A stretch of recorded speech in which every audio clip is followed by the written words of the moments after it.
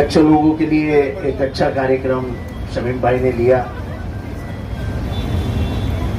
मैं आज हालांकि बर्थडे मना नहीं रहा हूं, पर शमीम भाई ने बहुत ज़्यादा जिद पकड़ी कि नहीं आपको आना होगा। मैंने कहा फूल शाल वगैरह मैं नहीं लूंगा। देश में जो घटनाएं घट रही है उससे अगर मेरे जैसे आदमी को दुख नहीं होगा तो फिर मैं जीने के लायक नहीं हूं। जिस तरीके से मणिपुर में महिलाओं को नंगा करके पुलिस के सामने रेप किया गया और आज तक उन आरोपियों को अरेस्ट नहीं किया जाता है, ये देश में नहीं चल सकता है। आज वो है, कल हमारी बहन होगी। हमारे इधर भी 400 लोगों का धर्मांतरण हो गया, ऐसी बात कही गई, किसी ने आवाज नहीं निकाली। पुलिस भी 2 दिन शांत रही। मुझे डर था कि माहौल कहीं बिगड़ न जाए। मैं पुलिस को लगातार इशारे दे रहा था कि भाई तुम सच्चाई बताओ। सच्चाई ये निकली कि एक भी धर्मांतरण नहीं हुआ था, लेकिन बोलने वाला कोई नहीं था। मुमला अनाथ सा महसूस कर रहा था। बच्चे डरे हुए थे, क्योंकि अगर उत्तर प्रदेश से पुलिस आके यहाँ पे बैठती और हम कुछ नहीं बोलते तो 40-50 बच्चों को वो लखनऊ इलाहाबाद लेके जाते और फिर न जाने क्या होता। परसों जो पालघर में हादसा हुआ वो तो बहुत गंदा और घिनौना हादसा था। यह हादसा हुआ उसके आधे घंटे के बाद मैंने बोला कि ये द्वेष की राजनीति अब जमीन पे आ चुकी है। एक हवलदार के हाथ में पिस्तौल है, मशीन गन है। वो पहले आधा घंटा अपने अफसर से बहस करता है। मैं आप लोगों से पूछना चाहता हूं, एक पागल आदमी बहस कर सकता है क्या? जरा बोलिए ना, आप भी इंसान है, बोलिए। वो बहस करता है और बहस करने के बाद गोली मारता है, यानी सोच विचार के साथ उसने गोली मारी। फिर वो बंदूक लेके निकलता है और 4 केबिन, आप तो रेलवे से गए होंगे, एक कंपार्टमेंट, दूसरा कंपार्टमेंट, तीसरा कंपार्टमेंट, ऐसा कंपार्टमेंट होता है। 4 कंपार्टमेंट, 6 कंपार्टमेंट में जाके उन्होंने 3 लोगों को मारा। वो 3 ही लोग दाढ़ी बनाए हुए थे। उसने शक्ल देख के लोगों को गोली मारी। ये कोई पागल आदमी कर सकता है? ये कोई पागल आदमी कर सकता है? और पुलिस तुरंत आधे घंटे में बोल रही थी कि वो पागल है। तो भाई वो पागल था तो तुमने उसको काम पे क्यों रखा? वो पागल था तो उसके हाथ में मशीन गन क्यों दी? और पागल आदमी चुन चुन के लोगों को नहीं मारता है। पागल आदमी मारता है तो एक बार ऐसा घुमा देता है, गोली की बौछार होती है और लोग मर जाते हैं। पर यहां पे उसने चुन चुन के लोगों को मारा, तो पागल हो सकता है? द्वेष की राजनीति का स्तर पर पहुंची है, ये आप जान लीजिए।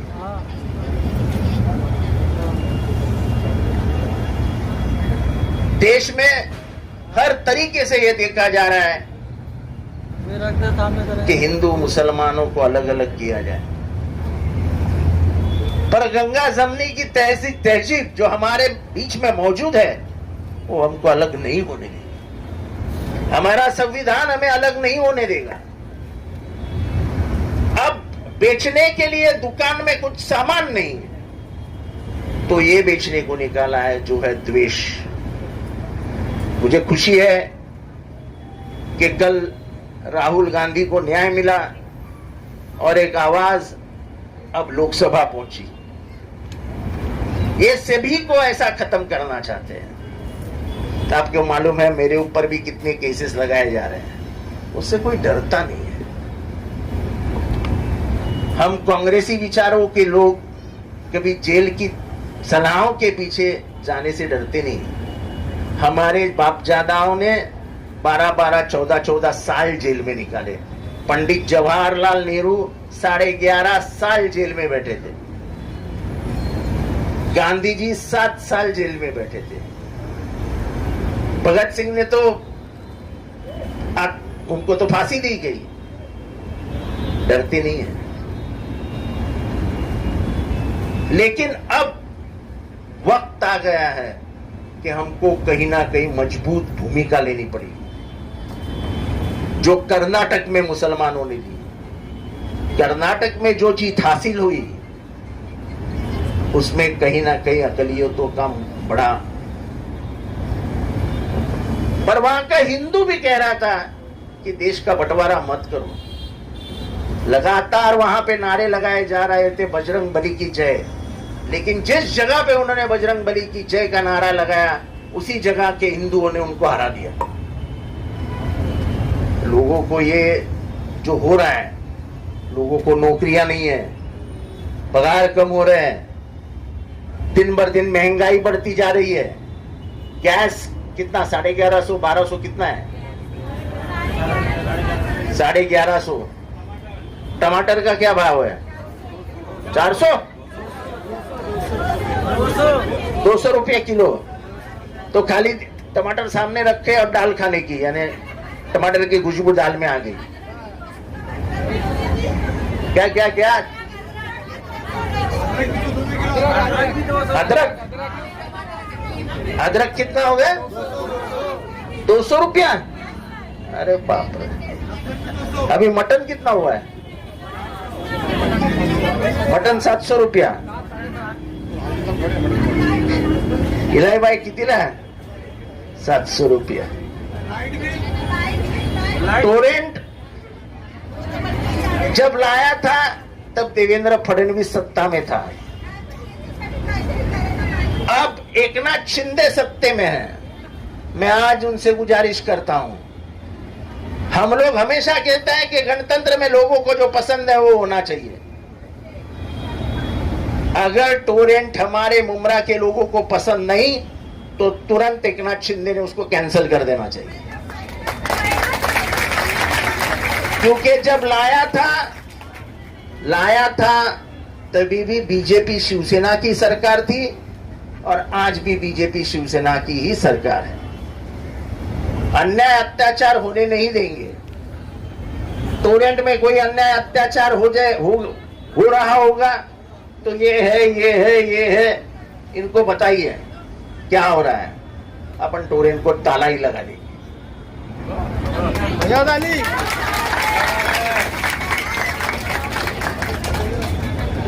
हम ना किसी को डरे हैं ना डरेंगे। पुलिस क्या करेगी? ज्यादा से ज्यादा 2-4 दिन सलाखों के पीछे रख देंगे, उससे कुछ फर्क नहीं पड़ता है। लेकिन लड़ाई जरूर लड़ेंगे, और खास करके ये लड़ाई हमारे संविधान और धर्मनिरपेक्ष भारत, उसके लिए लड़नी है। हमारा संविधान जीवंत रहेगा, जिंदा रहेगा तो आप और मैं जिंदा रहेंगे, वरना जिस दिन संविधान टूट गया, मान लो कि आपका सब खात्मा हो जाएगा। आज भी मणिपुर जल रहा है, आज भी औरतों को बेनकाब किया जा रहा है, कोई ध्यान देने को तैयार नहीं। हरियाणा में क्या हो रहा है, नूह में क्या हो रहा है, हर जगह पे सिर्फ अकलियतों को घेरा जा रहा है। क्योंकि आने वाले लोकसभा में हालात कुछ बिगड़ते हुए सत्ताधारियों को नजर आ रहे हैं, तो फिर उनका आखिरी हथियार क्या है? तो हिंदू मुसलमानों की लड़ाई। पर मुझे लगता है कि मुसलमान भी बहुत होशियार हो गए और हिंदू भी बहुत होशियार हो गए, आपस में लड़ने को वो तैयार नहीं है। वो जानते हैं कि सियासत और राजनीति के लिए हमारा इस्तेमाल हो रहा है। हमारे हाथ में तलवार देके बड़े नेता, तो तुमने सुना है कभी बड़े नेता का कोई बच्चा मरा हुआ? वो तो अपने बंगले में रहते हैं, झुग्गी झोपड़ियों में रहने वाले अपने इधर अंगार लगा लेते और निकलते, चलो निकलो। आने वाले दिनों में कभी भी ये सोचना मत, शांति और अमन उम्मत की ताकत और शान है। आज हमारे सब रास्ते बन गए हैं, पानी की किल्लत बहुत ज्यादा कम हो गई है, लाइट है लेकिन टोरेंट को सही करना पड़ेगा, हमारे बिल में उसको ध्यान देना पड़ेगा। अब मैं हमारे असेंबली चालू थी, छूट गया हूं, कल से मैं टोरेंट का मामला दबा के ले लूं। और हॉस्पिटल आ गया है, लाइब्रेरी आ गई है, शादी खाना आने वाले 1 साल में बन जाएगा। बहुत सारी सुविधाएं हमने ला के रख दी है। बाद में मैं YouTube पे सुनते रहता हूं मेरे बारे में क्या क्या बोला जाता है, मुझे बहुत हंसी भी आती है। मुमरा वाले पागल है क्या? उनको नहीं मालूम क्या रास्ते किसने बनाए हैं? किसने बनाए रास्ते? किसने बनाया? जरा जोर से बोलो। अगर आवाम को मालूम है तो जरा उनके कान में जाके बोलो एक दिन, अरे भाई क्यों उसने ही बनाया सब। क्या क्या क्या, जरा बोलो जोर से। पब्लिक को मालूम है? अच्छा ठीक है, तो जिसको आपको सही समझो उसको वोट दीजिए। मैं आपके लिए बात कर रहा साहब। हाँ, आपके लिए बात कर रहा है। ठीक है ना, मेरे को मालूम नहीं गणतंत्र है, कौन किसके दिल में क्या है मालूम नहीं, जिसको चाहे आप वोट दे सकते हैं।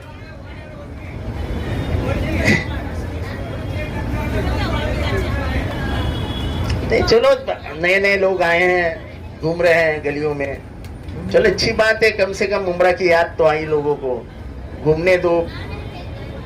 आपके दिल में क्या है वो आप कर देना, मैं आपका दिल नहीं जानता हूं, लेकिन आपके दिल में जो होगा वो होगा। अगर अल्लाह को मंजूर होगा कि जितेंद्र आव्हाड ने काम किया है तो कामयाब हो जाऊंगा। देने वाला इज्जत वो है, लेने वाला इज्जत वो है। अपने को तो ये फिक्र नहीं है, जो जिम्मेदारी मेरे कंधे पे आई मैंने उसको निभाया। कभी ये नहीं हुआ कि मुमरा वालों ने फोन किया और मेरा फोन बंद था।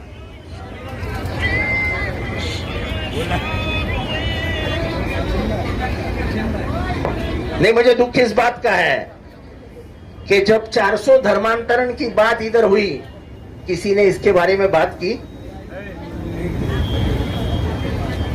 जो जयपुर के ट्रेन का हादसा हुआ, किसी ने बात की? हर बात करता कौन है?